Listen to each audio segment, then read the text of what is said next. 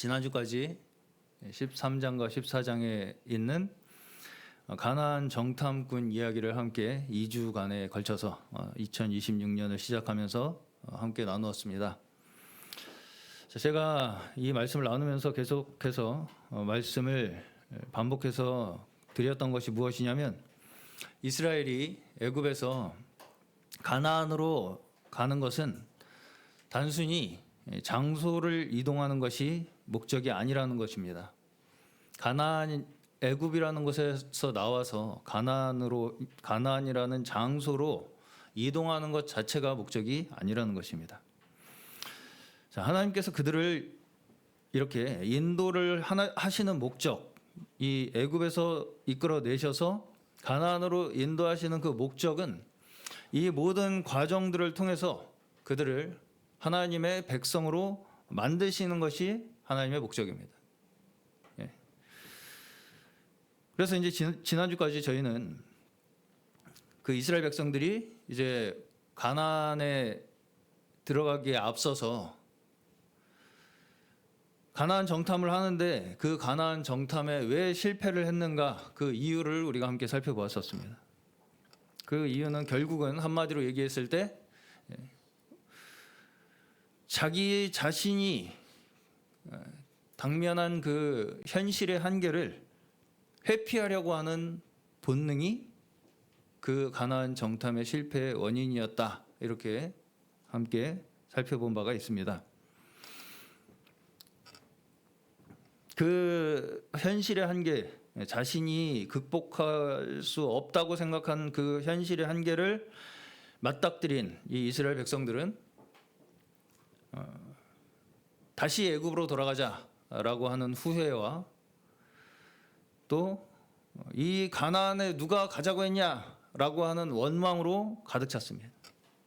그리고 그들의 후회와 원망이 결국 가나안에 그들이 들어가지 못할 것이라고 하는 징계를 받게 됩니다. 자, 근데 이제 여기까지의 이야기는 지난주까지 나눈 이야기예요. 그런데 이제 14장 마지막에 또 하나의 반전이 있습니다.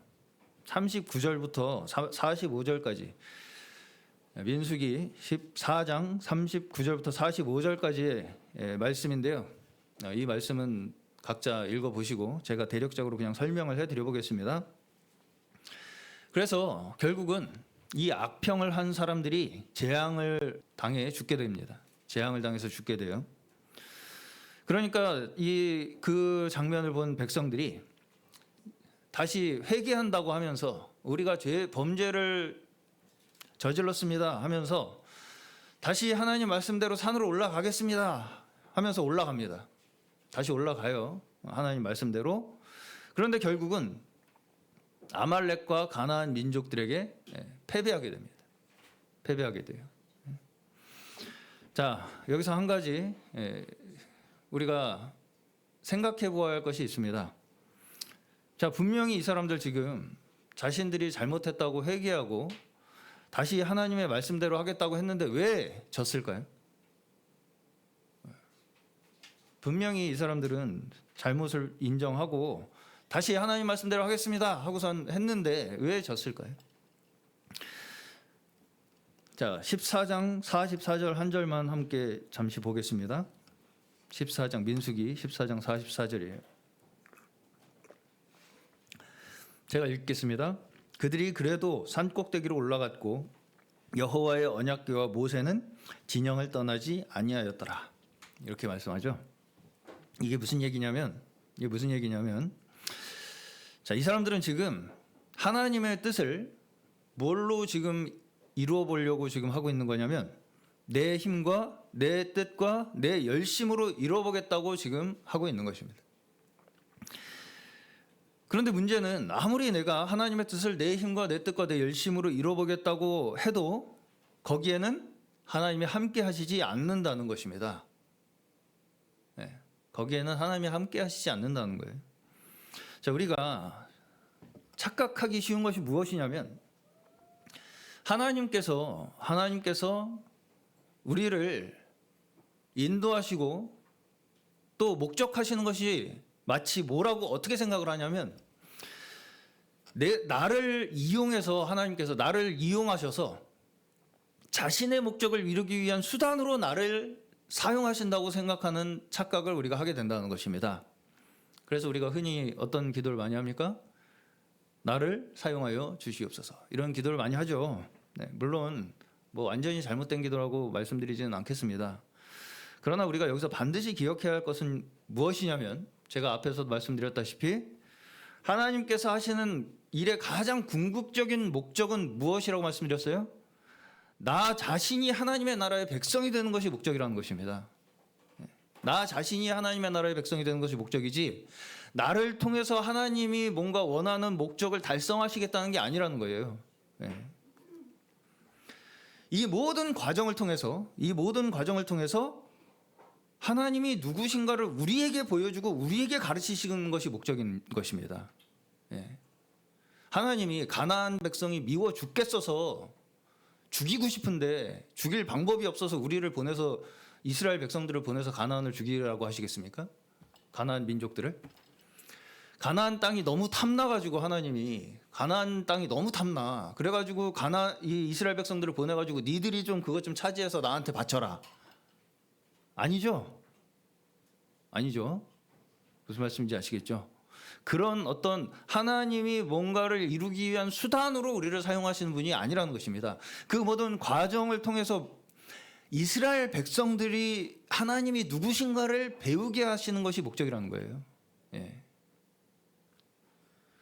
그렇기 때문에 순종이라는 것은 오늘의 주제는 결국 순종이죠. 다 우리 아시다시피 뭐 어느 정도 고라의 반역에 대한 이야기도 아실 것입니다.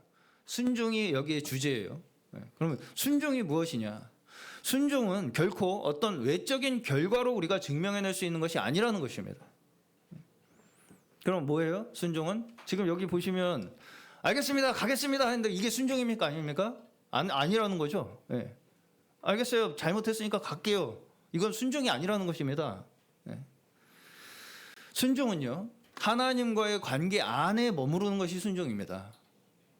뭘 하고 안 하고의 문제가 아니라는 거예요. 나 이거 했어요, 안 했어요? 나 이랬으니까 순종했어요. 순종은 과거형이 아니에요. 지금도 우리가 거하고 있는 것이죠. 나는 순종했고 너는 순종 안 했어. 이렇게 어떤 결과로 자꾸 이 증거를 꺼내놓으려고 하는 순간 하나님은 거기에 더 이상 함께 하시지 않는다고요. 왜요? 그 목적이 뭐기 때문이에요? 자기 증명을 위한 것이죠. 하나님이 누구신가를 배우는 것이 아니라 나를 증명해내기 위한 것이기 때문에 거기에는 하나님이 안 계신다는 것입니다. 자, 민수기가 영어로 뭔지 아시나요? Numbers, numbers라는 뜻이에요. Numbers 뭐예요? 숫자죠? 숫자. 무슨 숫자일까요? 이스라엘 백성들의 숫자예요. 이스라엘 백성들의 숫자. 자, 한 절만 또 잠시 읽어보겠습니다. 민수기 1장 3절이에요. 민수기 1장 3절.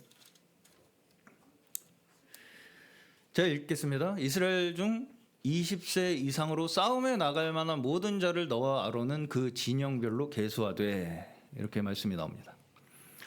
자, 숫자를 세우는 이유가 뭘 위한 거라고요? 싸움을 위한 거라는 거죠. 군사 정비가 목적이라는 것입니다. 그런데 이것이 단순하게 무슨 어디 뭐 북한이나 중국이나 미국이나 이 열병식 해가지고 군사력 자랑하는 그런 목적이 아니에요. 그렇게 우리 이만큼 강력한 군대를 가지고 있는 나라야, 이걸 자랑하기 위해서 지금 숫자를 세는 게 아닙니다. 그래서 민수기는 시작부터 숫자를 세면서 군대를 편성하면서 시작을 해요. 민수기라는 이 성경은. 그러면서 이제 12지파 있죠. 이스라엘 12지파가 광야에 이제 나왔잖아요. 광야에 나와서 이제 베이스 캠프를 만들어야 돼요.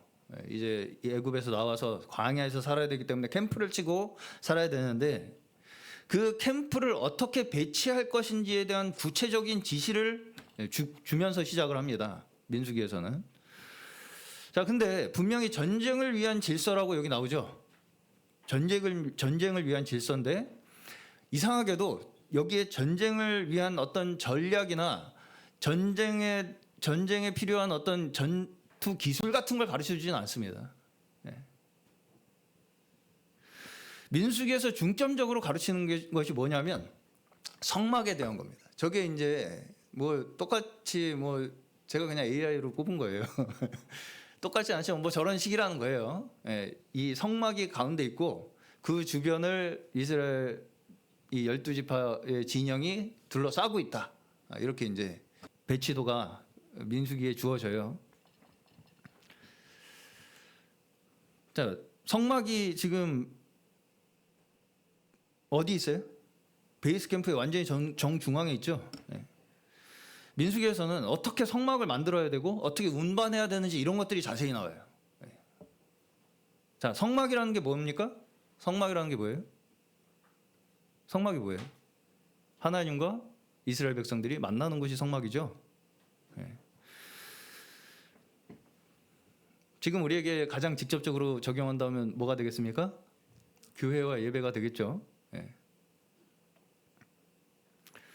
교회와 예배가 우리 삶의 중심에 있는 것과 같은 의미를 가지는 것입니다. 그 중에서도 이제 레위 지파는 성막을 섬기는 역할을 맡았어요. 성막을 섬기는 역할. 그리고 나머지는 그냥 그 주변을 이렇게 둘러싸게 되어 있습니다. 나머지 지파들은. 자, 근데 여기서 우리가 오해하기 쉬운 것이 뭐냐면, 그러면 레위 지파는 가장 중요한 지파고 다른 지파는 그냥 성막을 지키기 위한 지파냐, 레위 지파를 보호하기 위해서 있는 지파냐, 그렇게 생각하기가 쉽다는 것입니다. 자, 나라가 세워지기 위해서 처음에 필요한 게 뭐예요? 법이 필요합니다. 네. 자, 그러면 법과 질서를 지키는 목적이 뭐예요? 법과 질서를 왜 지킵니까? 지원 학생? 법과 질서를 왜 지켜요? 혼란에 빠지지 않기 위해서. 한마디로 평화롭고 살기 좋고 행복한 나라를 만들기 위해서 법과 질서를 지키고 사는 거죠. 네. 그렇죠. 네. 근데 여기 이스라엘 백성들의 질서의 중심에는 뭐가 있다는 거예요? 성막이 있다는 거죠. 성막은 하나님 앞에 제사를 드리기 위한 장소예요. 그렇죠? 자, 이걸 잘 이제 따라오셔야 됩니다. 우리가 법과 질서를 중심으로 나라가 안정되고 평화롭게 만들기 위해서 지키고 살아가는 것과 같이 이스라엘 백성들의 중심에, 질서의 중심에 지금 성막이 있고요. 성막은 제사를 드리기 위한 장소죠. 제사는 왜 드려요? 제사는 어디서부터 시작된 거냐면 6월절에서부터 시작하는 겁니다. 6월절이 뭐냐? 6월절이 뭐예요? 애굽에서 하나님이 이스라엘을 구원한 날이 6월절이죠. 한마디로 성막은 하나님이 우리를 구원하셨다는 것을 기억하기 위한 질서의 제도입니다. 그것이 우리의 중심으로 법과 제도와 질서가 세워지는 것이 이스라엘 백성들의 나라의 원칙이고 우리도 마찬가지라는 것이죠. 자, 지금 그러면 하나님께서 결국은 이들에게 교육하시고자 하는 것이 뭐라는 거예요? 너희를 통해서 지금 내가 세우고자 하는 나라는 너희의 능력이나 너희의 지혜나 너희의 힘으로 세워지는 나라가 아니라 하나님의 은혜로 세우는 나라라는 것을 교육하시는 거죠. 하나님의 은혜로 세워지는 나라라는 거예요. 이 제도라는 게 우리가 생각하는 건 너 이거 해 말어 이거잖아요. 근데 이 하나님의 나라는 우리 죽을 죄인을 하나님께서 구원하셨다는 그 은혜가 우리를 통치하고 다스리는 나라가 하나님의 나라라는 것입니다. 이걸 교육하시는 거예요, 지금. 네. 가운데 성막이 있고 그 주변을 이스라엘 백성들이 둘러싸서 그 중심으로 살아간다는 것은 그것만이 우리를 진정한 행복과 평안과 안식 가운데 살아갈 수 있게 해주는 가장 궁극적인 제도라는 것을 말씀하시는 거예요. 네.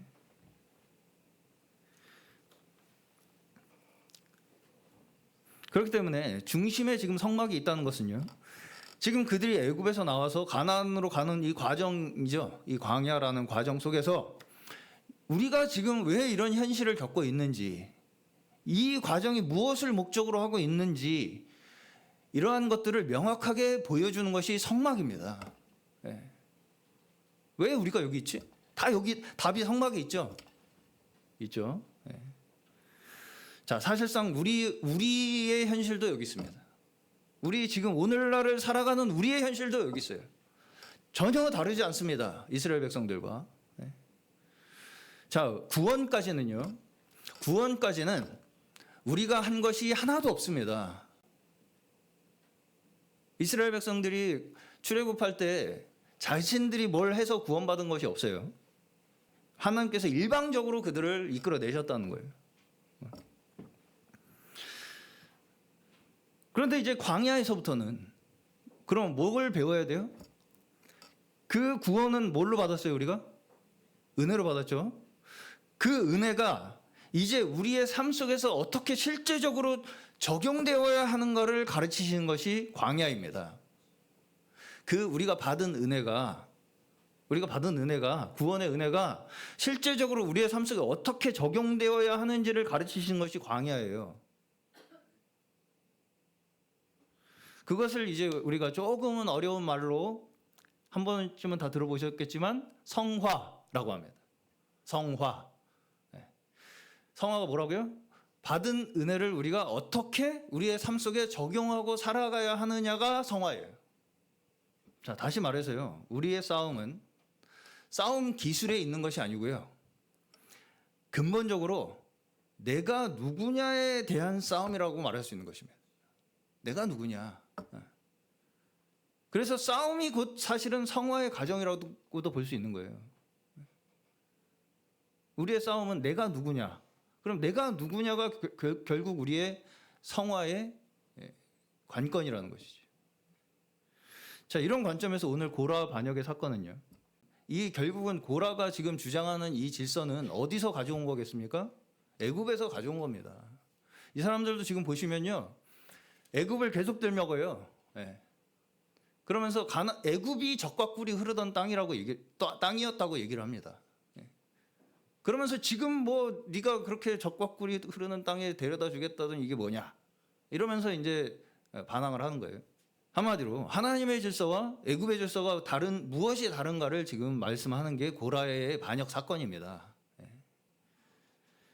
자, 앞에 정탐 사건에서는 현실을 회피하려고 하다가 재앙을 당했어요.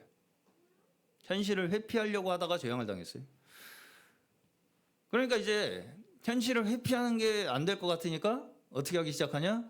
현실을 왜곡하기 시작합니다. 지금 고라 일당이 뭐라고 하느냐? 민수기 16장 3절을 보시면 그들이 모여서 모세와 아론을 거슬러 그들에게 이르되 너희가 분수에 지나도다. 회중이 다 각각 거룩하고 여호와께서도 그들 중에 계시거늘 너희가 어찌하여 여호와의 총회 위에 스스로 눕히느냐? 너희만 거룩하냐? 이거죠. 예. 너희만 하나님이 함께 하신다고 하냐? 왜 스스로 높이냐? 이렇게 이제 아주 그냥 따지는 겁니다. 말로 들었을 때는 그럴듯하죠. 그럴듯합니다. 공평과 정의를 부르짖는 것처럼 들려요. 그런데 문제가 무엇이냐면 모세와 아론이 그런 말을 한 적이 없다는 겁니다.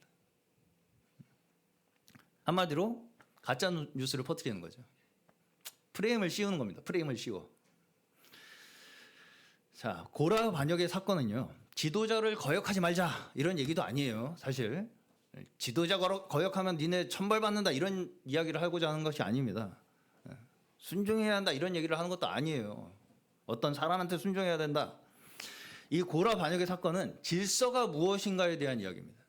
질서란 무엇이냐. 자, 질서는 근본적으로 어디서부터 나온 거예요? 하나님으로부터 나온 거죠. 하나님은 창조에서부터 무질서에서 질서를 만드신 분이 하나님이시죠. 모든 질서는 다 하나님으로부터 나온 것입니다. 그럼 문제가 뭐예요? 그 질서에 대한 권한을 누가 가질 것인가에 대한 문제라는 거예요. 그 질서에 대한 권한을 누가 가질 것인가에 대한 문제라고요, 지금 이 고라가 지금 하고 있는 말은 종교적으로는 옳은 말인 것 같죠. 그러나 그 내면을 들여다보면 결국은 무슨 얘기냐면 권위를 나눠 갖자는 얘기입니다. 그렇죠? 권위를 나눠 갖자는 얘기예요. 왜 니들만 잘났다고 떠드냐? 우리도 다 잘할 수 있다 이거 아니겠습니까? 우리도 다 잘할 수 있어. 너만 잘하는 거 아니야. 나도 다 잘할 수 있어. 우리도 다 잘할 수 있어. 왜 질서에 대한 불만이 생깁니까? 왜 내가 네 말을 들어야 되냐? 이거죠. 한마디로 왜 내가 네 말을 들어야 되냐? 자, 이 생각 자체가 이 세상을 어떻게 바라보는 거예요? 상하 위계 질서로 바라보는 거죠. 그렇죠. 이 생각을 하는 것 자체가 이미 세상을 상하 위계 질서로 바라보고 있기 때문에 이런 말이 나오는 거예요. 그렇다는 것은 결국은 자기의 욕망 속에 위로 올라가고 싶은 욕망이 있다는 얘기인 것입니다. 그래서 내가 그렇게 되고 싶은 걸 상대방에게 뒤집어 씌워서 프레임을 씌우는 거죠. 이 문제는 누가 누구에게 순종해야 하느냐 이런 이야기를 하는 것이 아니에요. 이 문제의 핵심은 교회가 은혜의 질서 위에 세워지느냐 아니면 애굽의 질서 위에 세워지느냐의 문제입니다. 자, 고라 일당이 모세에게 왜 스스로 높아지느냐 이렇게 이야기를 하죠. 이 말이 사실입니까? 모세가 스스로 높아진 적이 있어요? 자, 모세는 이 말을 들으면서도 스스로 변호를 안 합니다. 스스로 변호를 안 해요. 이 싸가지 없는 것들이 어디서 지금 내가 지금 누군 줄 알고 다 니네들 어떻게 뻗쳐. 그렇지 않죠? 네.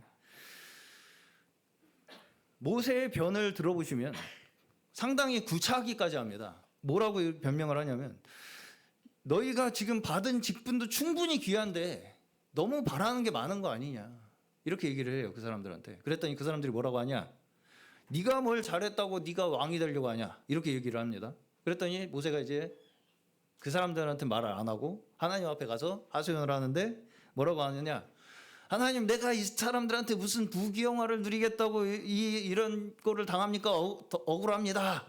쟤네들 혼 좀 내주세요. 하나님 앞에 이렇게 기도를 합니다. 자, 모세가 이 사람들을 직접 심판합니까? 안 합니까? 안 하죠. 자신에게 이 심판의 권한이 없다는 걸 모세는 알고 있었어요. 그렇죠? 나는 내가 지금 하나님의 세운 종인데 어디서 지금 눈을 똑바로 뜨고 눈을 부라려 지금. 안 그러죠? 네. 안 그러죠? 그 심판의 권한이 자신에게 있다고 생각하지 않습니다. 모세가 지금. 네. 그러고서 하나님께서 직접 증거를 보여주시죠. 하나님께서 직접 증거를 보여주세요. 여기서 중요한 것은 무슨 증거가 나왔느냐의 문제가 아닙니다. 거역하면 불타 죽는다고 위협을 하기 위한 것도 아니고요. 거역하면 불타 죽어 니네 다 이런 위협을 하기 위한 것도 아니고요. 하나님의 종의 지팡이에선 싹이 나오는 거야 이런 어떤 그런 외적인 증거를 가지고 이야기하는 것도 아닙니다. 지금 모세와 아론이 싹이 나게 해달라고 기도한 적도 없고요. 종이라는 증거가 싹이라는 이야기를 하는 것도 아닙니다. 아론이 진짜라는 걸 증명하는 것이 그 목적이 아니라는 거예요. 아론이 진짜다. 아론이라는 사람이 진짜다. 이걸 증명하기 위한 것이 목적이 아니라는 거예요. 그 목적이 뭐냐? 이건 이제 다음 주에 이어서 할 텐데 17장 10절에 있습니다. 여호와께서 또 모세에게 이르시되 아론의 지팡이는 증거기 앞으로 가져다가 거기 간직하여 반역한 자에게 대한 표징이 되게 하여 그들로 내게 대한 원망을 그치고 죽지 않게 할지니라. 뭐가 목적이라고요? 원망을 그치고 죽지 않게 하는 것이 목적이라고요. 싹이 난 것은요, 아론의 지팡이에서 싹이 난 것은요, 아론이 진짜다 이걸 증명하기 위한 것이 아니라 원망이 그쳐서 죽지 않게 하는 것이 목적이라고요. 무슨 말씀인지 가시죠? 네. 다시 말해서 이 제도가 지금 하나님께서 직접 세우신 제도라는 걸 말씀하시는 거예요. 네. 자, 그러면 모세와 아론은 어떻게 합니까? 모세는 그런 결과가 나올 줄 알았겠습니까? 몰랐겠습니까? 알았겠죠. 당연히 알았겠죠. 오늘 본문 16장 28절을 보시면 모세가 이르되 여호와께서 나를 보내서 이 모든 일을 행하게 하신 것이요 나의 임의로 함이 아닌 줄을 이 일로 말미암아 알리라 이렇게 말씀을 합니다. 지금 내가 하는 일이 자기의 임의대로 한 일이 1도 없기 때문이라는 것입니다. 왜 이 결과가 나올 줄 안다고요, 모세가? 내 마음대로 한 일이 아니라서 당연히 이런 결과가 나올 거라는 자신감이 모세에게 있는 거예요. 왜요? 이제까지도 하나님이 그렇게 하셨으니까요. 내 뜻대로 한 게 없으니까요. 내가 계획을 했으면 어떻게 될지 모르겠죠. 근데 하나님이 그렇게 이제까지 하셨거든요. 어디에서 이 확신이 나와요? 40년 전에 사람 하나 때려 죽이고 광야로 도망갔다가 다 포기하고 그냥 목동으로 살려고 하고 있는데 어느 날 갑자기 찾아오셔서 잡혀왔어요. 지금 모세도요, 사실 지금 왜 내가 여기까지 왔는지 잘 모릅니다. 잘 이해가 안 가요. 지금 그냥 따라가는 거예요. 지금 하나하나 순종해 가면서 배워가면서요. 그렇죠? 그러니까 이제까지 그렇게 나한테도 그렇게 하셨잖아요, 하나님. 그럼 당연히 앞으로도 그렇게 하실 거잖아요. 이게 믿음입니다. 이게 믿음입니다. 할렐루야. 믿음인 줄로 믿으시기 축원합니다. 내 의지와 내 계획대로 이렇게 하면 이렇게 될 거야가 아니라 하나님 이렇게 하셨잖아요, 이제까지. 그러니까 이렇게 하실 거잖아요, 앞으로도. 그게 확신이에요, 우리에게. 그러니까 이제까지 하나님이 하시던 대로 지금도 하실 거라고 생각할 수밖에 없는 게 믿음이라는 것입니다. 모세가 지도자가 된 것은 자기 스스로가 높여서가 아니라 먼저 그 모든 과정을 다 겪었기 때문입니다. 그러니까 사람들이 원망을 하는 걸 보면 왜 저러는지 아는 거죠. 나도 그랬으니까. 나도 그랬거든요, 쟤네들처럼. 그러니까 모세도 그러니까 하나님이 다 쓸어버린다고 하실 때마다 모세가 어떻게 해요? 여기까지 와서 왜 그러십니까, 하나님? 이제 와서 왜 그러십니까? 이제까지 안 그러셨잖아요. 저한테도 그렇게 안 하셨는데 왜 이 사람들한테 이렇게 갑자기 매정하게 하시려고 하십니까? 그러니까 하나님이 어떻게 하세요? 모세 말을 다 들으시죠? 모세 말을 다 들으시죠? 들으시죠? 하나님께서는 그러한 모세의 믿음을 통해서 이스라엘을 구원하시는 것입니다.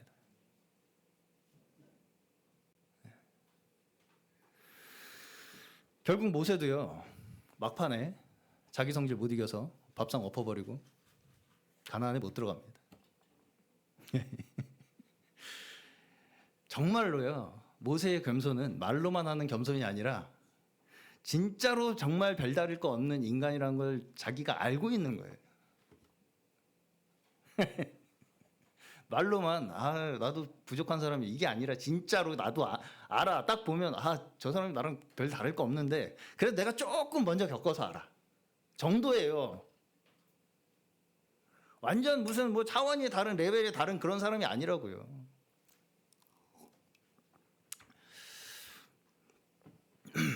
자, 우리가 교회의 질서를 볼 때도 겉으로 볼 때는 세상의 것과 크게 다르지 않아 보일 수가 있습니다. 그렇죠? 자, 문제는 그 질서의 근거가 어디에 있느냐의 문제라는 것입니다. 우리도 교회에 여러 가지 제도들도 있고 질서들도 있잖아요. 그 왜 세상에서 하는 거랑 비슷하게 그렇게 해도 되냐, 교회가? 우리가요, 어떤 틀에서 못 벗어납니다. 그런 환상은 버리셔야 돼요. 그러면 뭐가 문제라고요? 그 질서를 우리가 그 근거를 어디에 두고 있느냐의 문제라는 것입니다. 저 같은 사람도 여기까지 인도하셨는데 왜 이제 와서 그만두려고 하십니까? 그래도 여기까지 인도하셨으니 우리의 무지함을 용서해 주시옵소서. 이것이 은혜 받은 사람의 기도요, 증거요, 고백입니다. 이것이 은혜 받은 사람의 증거요, 고백인 줄로 믿습니다. 왜 여기까지 인도하셨는데 그만두려고 하십니까, 하나님? 너만 은혜 받았냐? 나도 은혜 받았다. 네 은혜만 은혜냐? 내 은혜도 은혜다. 이건 은혜가 아는 겁니까? 은혜가 뭔지 아는 겁니까? 모르는 겁니까? 일도 모르는 거죠? 은혜는 경쟁으로 얻는 게 아닙니다. 낮은 자리에 임하는 것이 은혜예요. 자격 없는 자에게 주어지는 은혜. 자, 성막은 바로 이것을 보여주기 위한 것입니다. 우리가 하나님께 나아가기 위해서 반드시 뭐가 필요하다고요? 피가 필요하다는 거예요. 죽음이 필요하다. 내 열심이나 내 공로로 내 힘으로 이 정도면 이제 나도 거룩하다. 이렇게 하는 그 순간 우리는 고라가 되는 겁니다. 이 정도면 거룩하지 나도. 고라죠? 이 정도면 거룩한 거야 나도 이제. 너만 거룩하다가 하지 마. 이런 태도로 하나님 앞에 나갔다가는 죽는다는 거예요. 네. 이것이 성막이 보여주는 것입니다. 그러면 지금 우리에게는 무엇이 성막이에요? 교회라고 말씀드렸습니다. 네. 교회까지 와서 이제 우리가 여기까지 와 내가 얼마나 이제까지 열심히 했는데 아무도 몰라준다. 너만 성경하냐 나도 성경한다. 이런 원망과 섭섭함이 우리에게 없으시기를 축원합니다. 우리에게도 있을 수 있다는 거예요. 그런 것들이. 자, 그러나 교회는 철저하게 은혜 위에 세워진 하나님의 나라라는 것을 기억하시기를 바랍니다.